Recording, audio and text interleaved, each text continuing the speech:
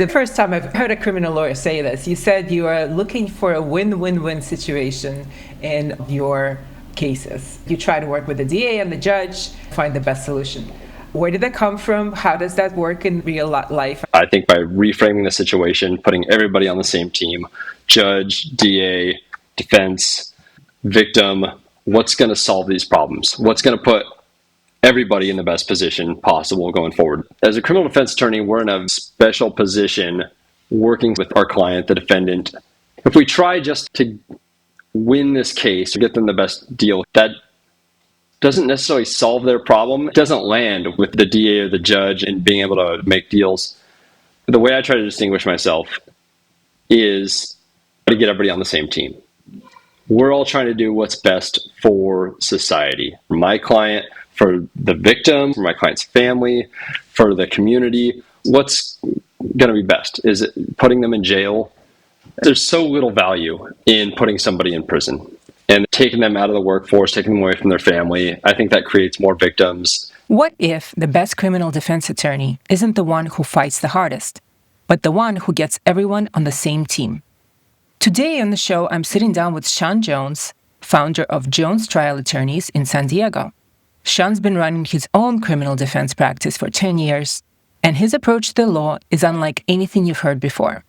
While most people picture defense lawyers looking for loopholes and picking fights with prosecutors, Sean's out here building win-win-win solutions for his clients, for the DA, and for the community.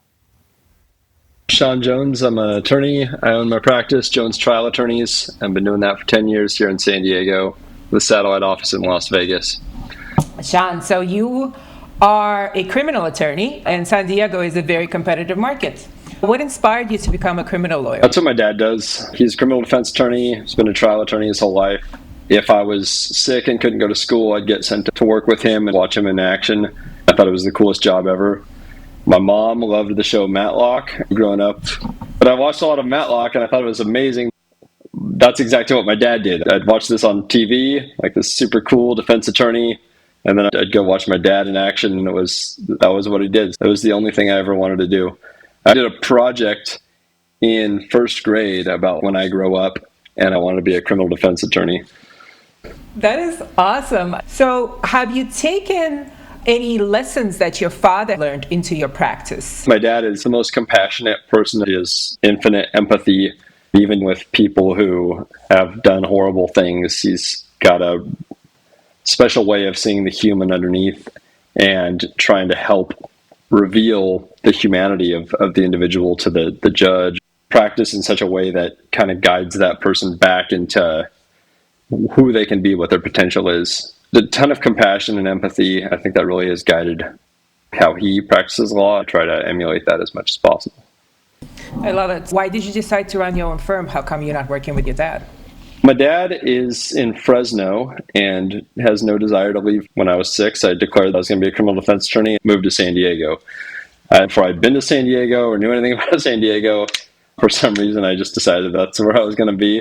When it came time to apply to law schools, I was just like, no, I'm going to San Diego. I still talk to him all the time. I send him cases up there. He sends me cases down here.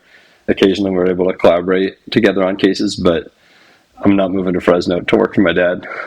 Why did you decide to run your own practice? Why not work for someone else? Good question. I think I've got an entrepreneurial gene. A lot of entrepreneurs in my family. My dad was a public defender and now works at a firm. My grandpa on my mom's side worked for himself as an electrician his whole life. In high school, my best friend and I started a company. It's our first taste of entrepreneurship. I loved the idea of running things my way, succeeding or failing based on my own efforts, not being tied to somebody else's motivation and ability. It's funny because people ask how I chose to become an entrepreneur, and I usually say I don't know how to do anything else because I'm really bad at not being the boss. Yeah. Did you make any money at this first company you started with your friend? We could have made so much more money. My dad was at the public defender's office in Fresno, and in the courtrooms they would record everything on microcassette. If an attorney wanted a copy they had to get it on microcassette, which nobody can play. There was only one company in their billing database that would convert microcassette to CD or MP3, and they charged, I can't remember what it was, like $100 an hour I told my dad I could do that for minimum wage. We called it Prometheus Digital. We set up a company and we were able to talk to the people at the public defender's office and get us in the system. There was Maximus Digital and Prometheus Digital. We were way cheaper. Rather than just undercutting Maximus by $1, we decided to go straight to the floor. We got a lot of work, valuable experience, but left a lot of money on the table. Kids usually start businesses that are glamorous. You did something needed. That's the entrepreneurial. Makes them psychologically long-term, being branded as a criminal, and makes it difficult to get jobs in the future. I don't think that benefits anybody. By reframing the situation, putting everybody on the same team, judge, DA, defense, victim, what's going to solve these problems? What's going to put everybody in the best position possible going forward? It's not feeling like I won on a technicality, that I got my person off scot-free and they got away with murder or whatever. I think that's how everybody should be practicing law. That's the best use of my role as an attorney, and that's where I've found the most success. That was a good answer. That's very interesting and unique. I see your point. Getting away with murder is actually very literal in this case. That's the first time I've heard that used literally. You said your new clients come from word of mouth, from previous clients of other attorneys. How easy or difficult is it for a criminal attorney to get old clients to recommend you? That seems to be more difficult than for a state, let's say. I've not had any trouble getting criminal clients to refer to family and friends. The bigger difficulty is getting them to post reviews, because nobody wants to go online and talk about how they committed a crime and I helped them out. Civil clients love posting reviews. Criminal clients love referring friends. I've never had an issue with that. I really try, not just in the courtroom, but with criminal clients, helping them get a job, take care of family issues. Anything they can do to improve their lives is always going to put us in a much better negotiating position, especially if they're looking at custody time. I get to know their family, friends. We talk to their employers and get letters. I end up involving myself in a lot of my criminal clients' networks. And so that it's not a deliberate effort to create referrals, but I think it does have that downstream effect. That's interesting. I speak to a lot of lawyers, and you're probably the first criminal attorney who says you get actively involved in the life of the person enough so that everybody gets to know you to the point where they're giving you referrals. Is that something you learned from your dad? Yeah, I learned from my friend Michael Hernandez, an early mentor of mine while I was in law school.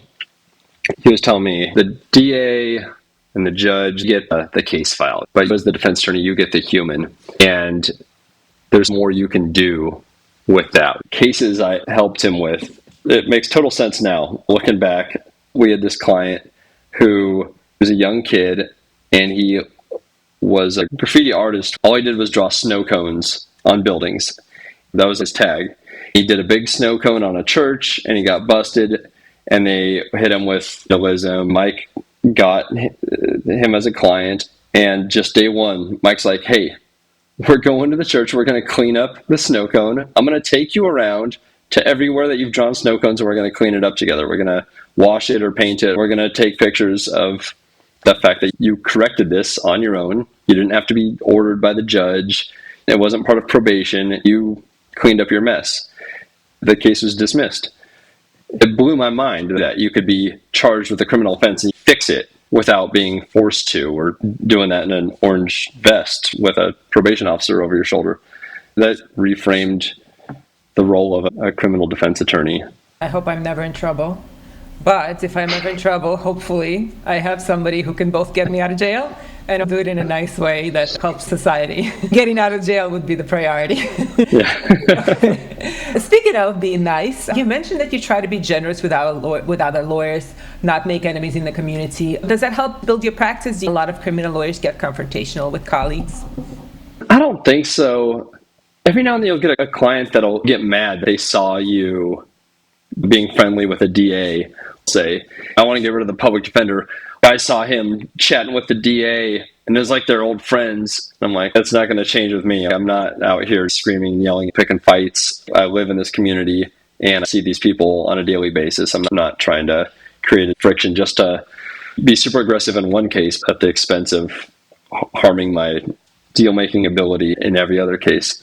But two, the long game. As an attorney, you're part of a community, and You never know what opportunities lie ahead 5, 10, 20 years. Your reputation takes your whole life to build, but can be destroyed quickly. As an entrepreneur, there's nothing more valuable than your reputation, name, brand, and the community. When relying on referrals and never knowing exactly where your next client's going to come from, it's hugely valuable to take that long-term approach of being generous, giving where you can, and understanding that that's going to flow back to you in some way down the road. I totally agree with you. And you never know when it's coming back, but eventually it always comes back. Let's talk about marketing. You get paid leads from Thumbtack. This is usually for contractors. How did you find it? How does it work for you? Thumbtack was good early on because it doesn't require to put down thousands of dollars. You can start, like when I started with $20 a lead, if that was all I had for the month, I could just bid on a lead. So it's like very low barrier to entry. But then I started getting some cases through Thumbtack. And then I had a client come in and I said, "How did you find us?" They said, "Oh, I just Googled best defense attorney San Diego. And your picture popped up. I clicked on it. You seemed legit. I called you, and here we are."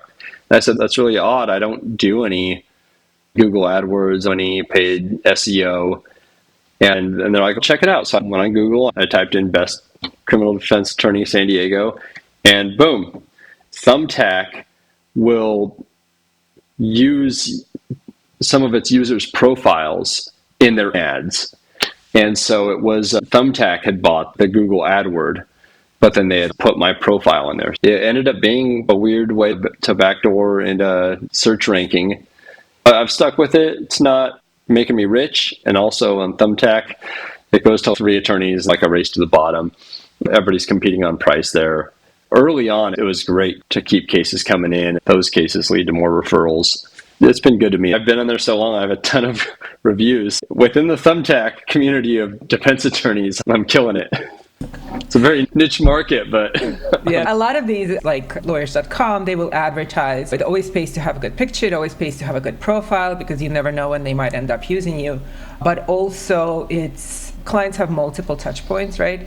And for instance, a criminal attorney client might end up looking on Reddit, might end up looking on ChatGPT, in Google. The more often they see you, the more familiar they feel with you. Now, for these guys, it's a very quick sales cycle. They might be looking for somebody now and then hire somebody 3 hours from now. But as humans, we want to be reassured we're making the right decision. Seeing you here and here certainly helps a lot. You mentioned you'd rather have fewer, more complex cases than a lot of volume. How do you market it? I need help. The types of cases I've focused on early on, being willing to take more challenging cases, lead to more referrals. I've always been drawn to more complex cases where you really get to know the clients, their family, their situation. Obviously, you can handle fewer cases like that. The last thing I ever be was like a traffic attorney that just shows up and goes through 500 traffic tickets in a day. I remember early on helping a family member with a traffic ticket, and I'm watching the ticket in there, running the numbers. Each one's $100, and he's the only guy in there handling all the cases, probably clearing a few $1,000s a day, just standing up to see if the cop showed, and if not, ask for a dismissal. If the cop did show up, ask for a reduction in the fine. You're not using your skills as an attorney, just churning through like a robot.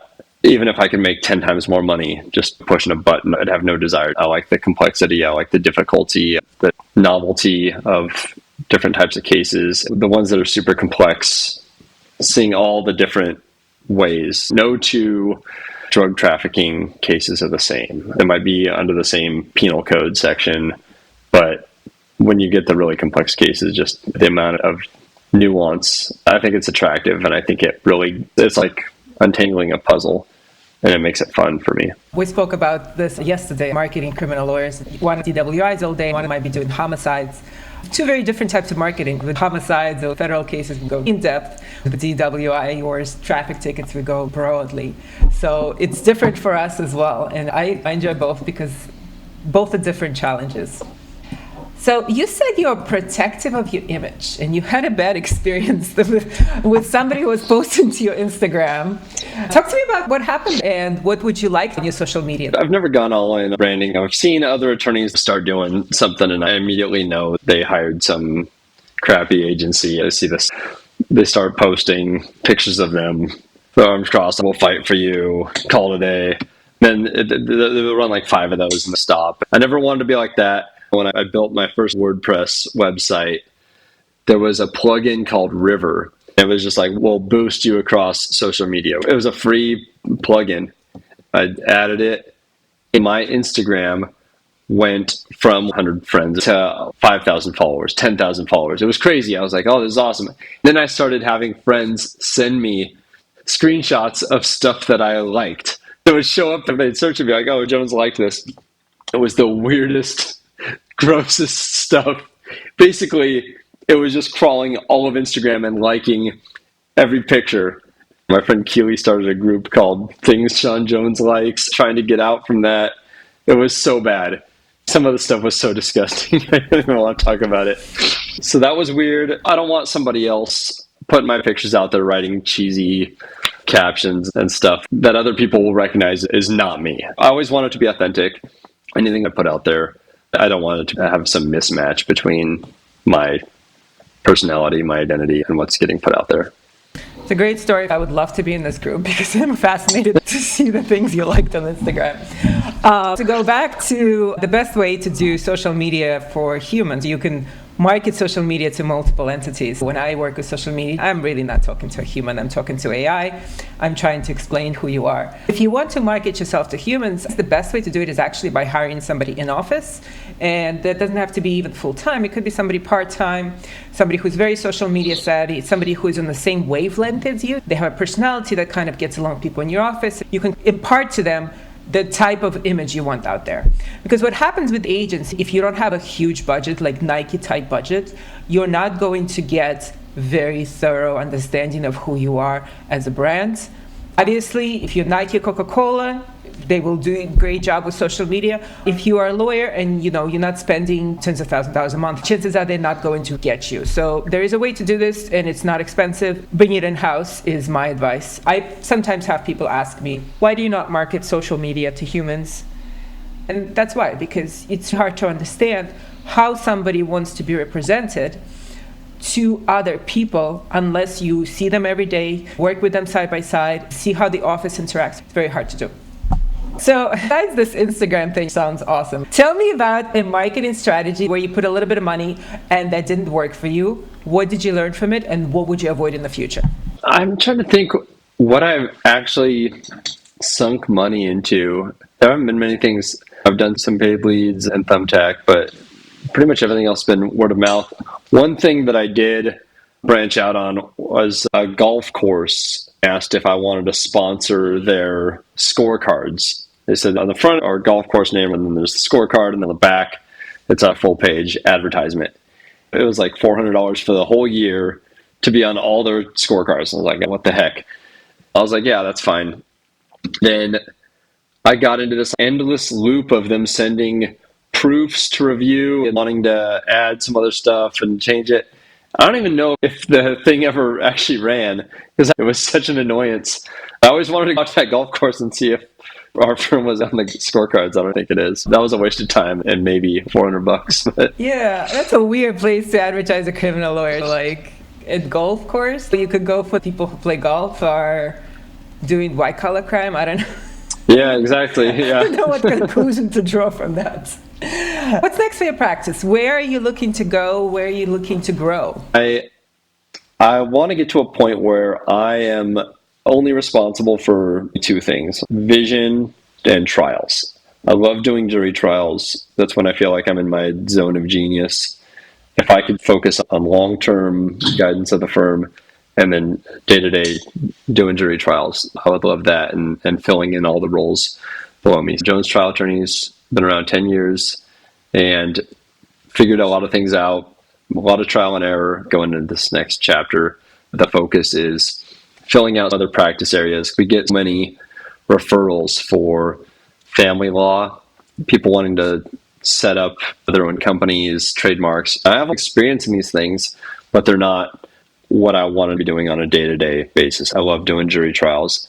And so I would love to build out a full-service law firm and be able to help people in different areas, have the right people in-house to handle those types of cases, but allow me to really focus on jury trials and growing the company.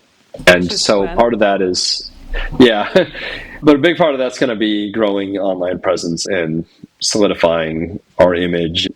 A lot of these things that have taken a backseat over the years while I've been focusing on the day-to-day practice, I'd like to get it more dialed in with the website and everything like that.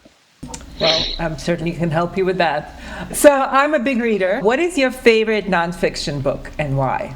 So I read 2 books a week, mostly nonfiction. So I could give you a long list. Non-Zero was the first book that kicked me off on a nonfiction spree, or just made me want to read more nonfiction, open up the way I see the world. Absolutely recommend that one. One of my favorite authors is Yuval Noah Harari. Most people are familiar with Sapiens, but his recent book, Nexus, was fantastic. Probably my favorite book on AI. The Coming Wave was also eye-opening. Scary book. I thought The Coming Wave was a little more optimistic. It lays out the ways things could go wrong, but ends optimistic with the way everybody's working together and understanding. Nexus, I thought, was a little scarier. There's one case study about how AI has already taken a human's freedom. In Illinois, there's a program called Compass that assesses a defendant's risk level. And some judges will use, and they use it in San Diego, when they're casting a sentence, they'll look at a whole bunch of things: criminal history, family support, things like that. And then there'll be the Compass level. And most times it's not that big of a deal. There was this case in Illinois where a guy had low level, everything else, but his Compass level was off the charts for his risk of reoffense. The judge maxed his sentence based on this Compass level. Compass is driven by AI. The defense attorneys on appeal wanted to see what had gone into the algorithm to generate this crazy risk level. And it ended up going to the Supreme Court, I believe. It might have been just the state Supreme Court.